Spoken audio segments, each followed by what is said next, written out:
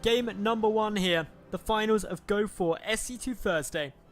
And we have got a Zerg up against a Protoss. King Sejong Station is making its first showing of the evening.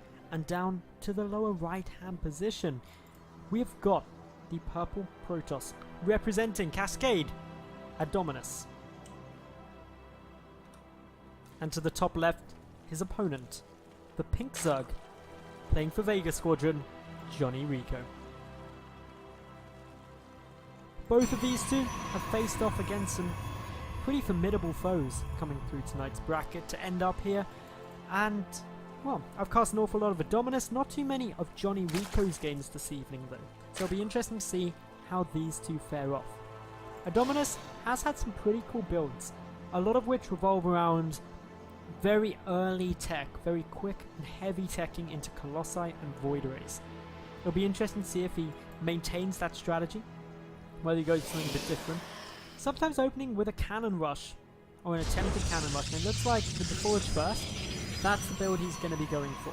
He has attempted this up against every Zerg player that he's played this evening.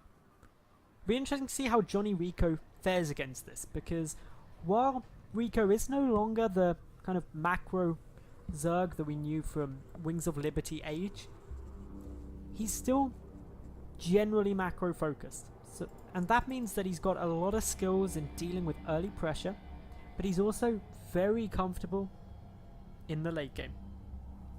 So, waiting to see exactly what's going on here. Quickly check on the probe. First cannon comes down, but note already Rico pulling down a drone. Nice control here. Double pylons come through. This means cannons can get placed, and there's very little Rico can do about this. This hatchery pretty much dead by this stage, so the response is quite simple. Go and take the third. But the probe has to die. That is pretty much the essential piece. Is the drone, while it's alive, means that more cannons can come down. The third could potentially get cannons, and that all causes problems. Quite a big investment by Adonminus here, though.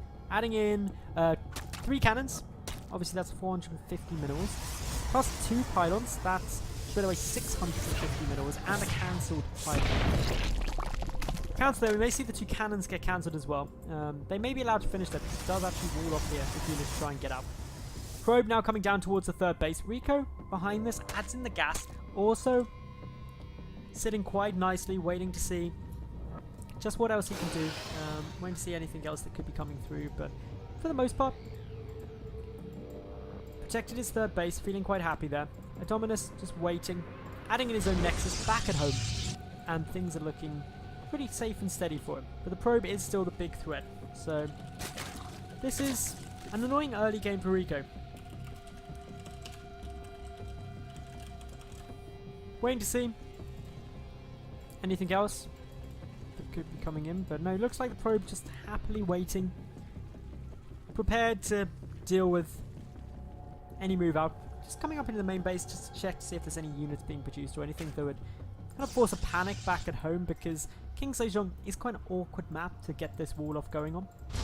Cannon now on its way, but overall, Rico is just going to be frustrated by this position. It's quite a hard position to break as well, because these cannons are very far forward. The pylon alone can't get focused easily. There's always going to be an angle where even roaches are going to struggle to deal with that quickly. Otherwise, just keeping an eye on what these two are doing. We've got obviously a very late cybernetics core from Adonminus because of the mineral investment that he put in to putting down these cannons and denying the natural base. That means that his tech is really, really late, but not much else on it well. Rico now, just chilling back, waiting patiently to see if much else can be going on, but no, these two just waiting. Ooh, a lot of lings coming out from Rico. He's going to be looking to get a bit more damage down now. How many is he actually going to pull to? This could just be to break this cannon position to get up a third, but with lings alone, it's going to take a lot. Rico's getting a lot of them down. The queens would also have to be pulled. Notice the creep spread moving down the ramp. At the third base, still nothing but drones being produced at the moment. Getting them to run through would be quite tough. Queen moving further down. Just sneak on by. This creep spread actually quite critical, because by spreading the creep it means the lings can get through quicker, and it means they're less likely to take damage from those cannons. In they go. Gonna try and get some of the damage down now, surrounding those cannons, but 3 of them are just dealing so much damage. One cannon falls, the second one taking a lot of damage, but this is costing an awful lot of lings. The second cannon, not quite dying, just falls there, but all of those lings have now been extended. Queen backs away to safety. That was, in grand total, a lot of resources for REcco. Resources loss-wise, 17 lings go down there. More on the way, the 2 queens are also here. They're ready to go for this cannon. First queen going to just start soaking up some of that damage. The lings can only get an incredibly minimal area actually on this cannon, which is really frustrating. Still got the queens coming back in now. They're going to get refocused by that photon cannon, but of course every time it refocuses those, means the lings survive a bit longer. REcco breaks that position, gets his third base coming, and is now sitting in an okay spot. He's up against double Stargate production though. A lot of gateways being produced. And this is potentially going to be a big timing coming from Adonminus. REcco, he doesn't have a lair. He's instead just adding in a lot more spores, seeing this Oracle. At least he now knows about the fact that there is the Stargate there.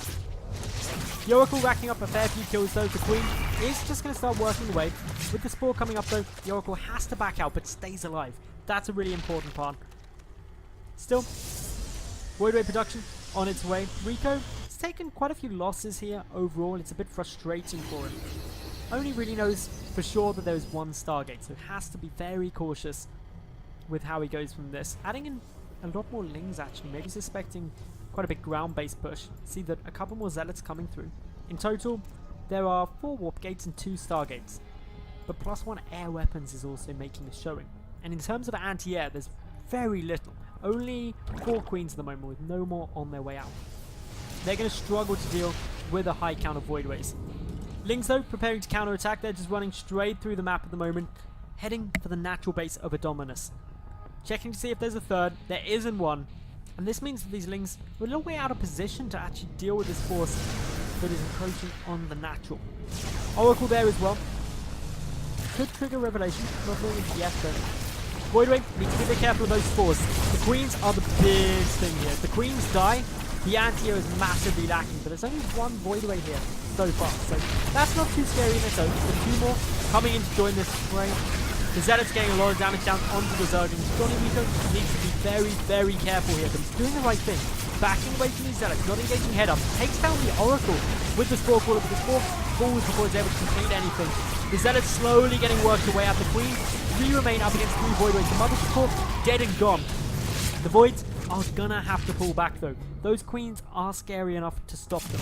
Remember, Queens aren't armoured units, and therefore they don't take bonus damage. They're also pretty beefy and dish out a fair amount of hits. And with Transfuse, makes dealing with these Voids actually not too difficult, especially without the Zealots on the ground.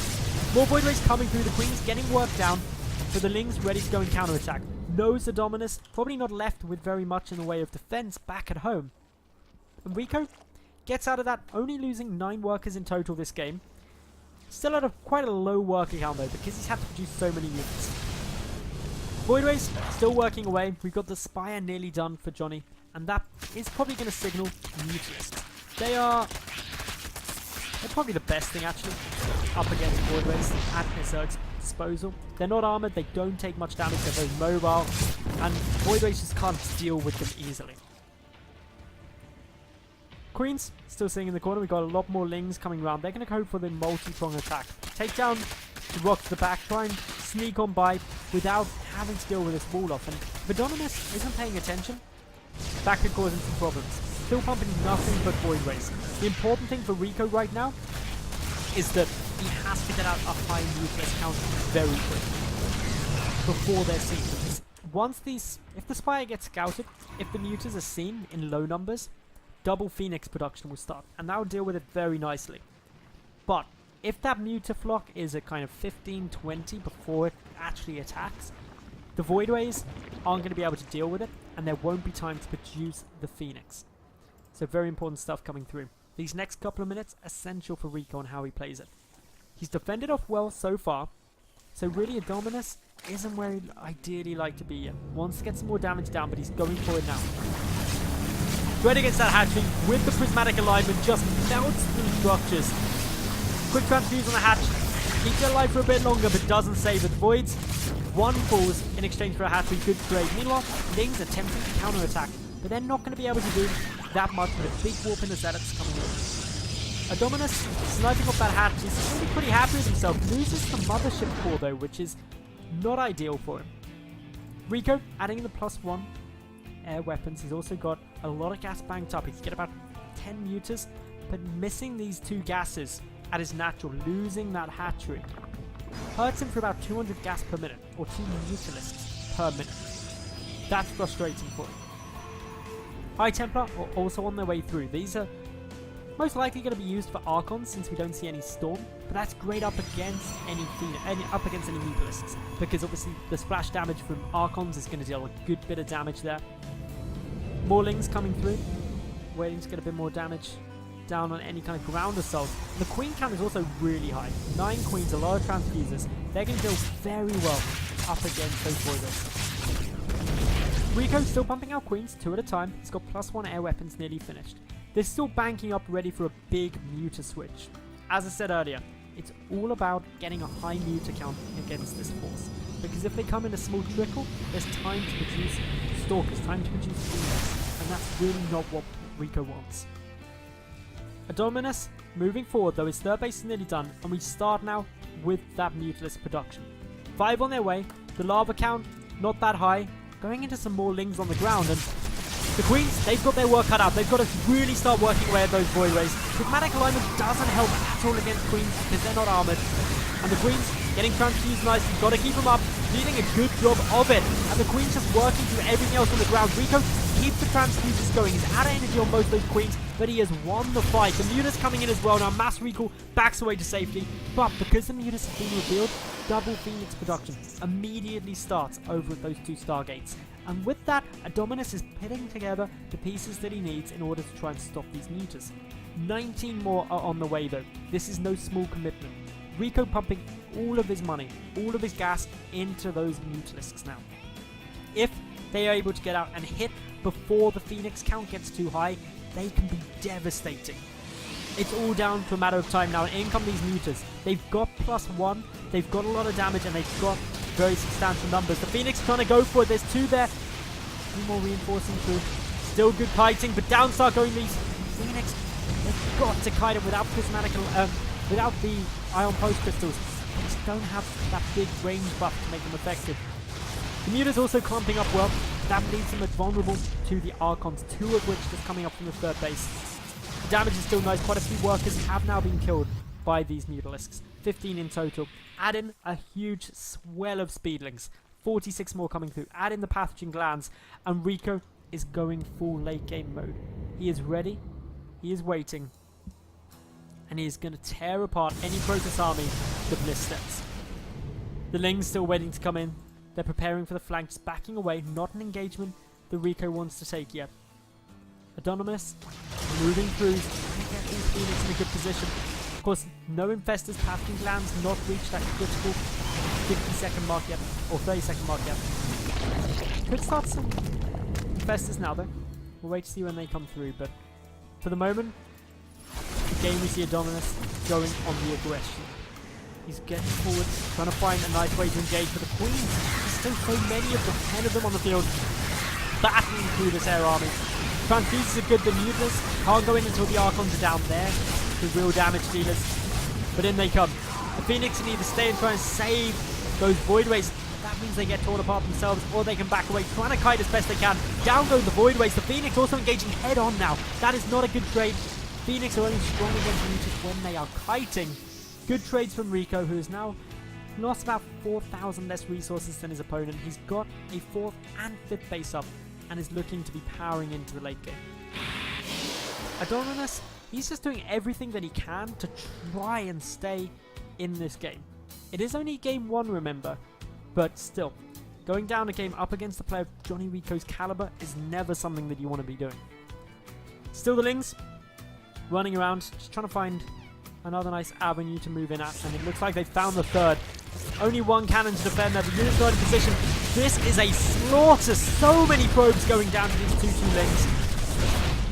And that is a lot of damage done. 36 probes have now died. Phoenix trying to engage up against the Mutalisk to the side, but are they going to get there in time? They will. They get quite a few kills, but the probe losses, the Nexus falling. At what cost did those Mutalisks die? Well, at a pretty big one. That was a nice trade for Rico. He heads up now towards this newly established, or establishing 4th base. Not enough units to actually engage that yet, but just look at this force. Corruptors coming through, ready to deal with this high Phoenix count. Beautiful compositions coming through from the Vega Squadron Zerg. Adonminus, he's down to under 100 supply at this stage. He's missing a base. He's only mining off of 1, as his main's pretty much empty. And the 4th is going to be quite difficult to hold. Waiting to see now where Rico goes, where he tries to take the engage, or if Adonminus is going to be the aggressor.